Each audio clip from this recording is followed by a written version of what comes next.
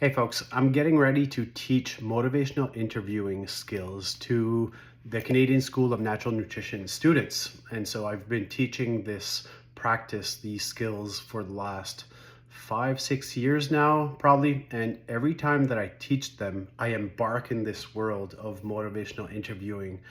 And I'm really dumbfounded by how practical and powerful these tools can be and are, not just for coaches or therapists or consultants, but also for anybody.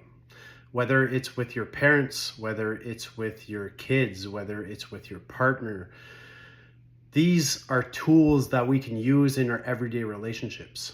So learning how to navigate, learning how to listen carefully, learning how to ask open-ended questions, learning how to reflectively listen to people, maybe model certain things that they've mentioned and feed it back to them instead of always having the right answer or always having something to say to solve the problem.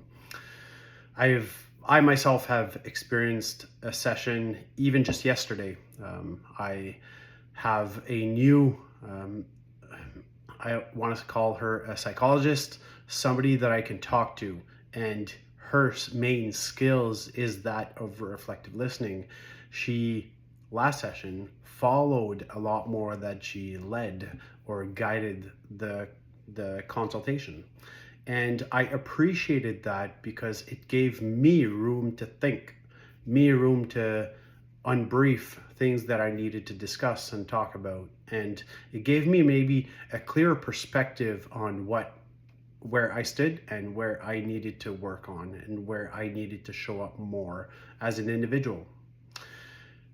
Today I'm teaching, I think there's a handful, 6 or 7 students, I think, in class, which I love being the teacher, the facilitator, teaching these skills, but I also do breakout rooms and facilitate conversations, little games between the clients, between students, so that they can learn the skills proactively, not just by sitting and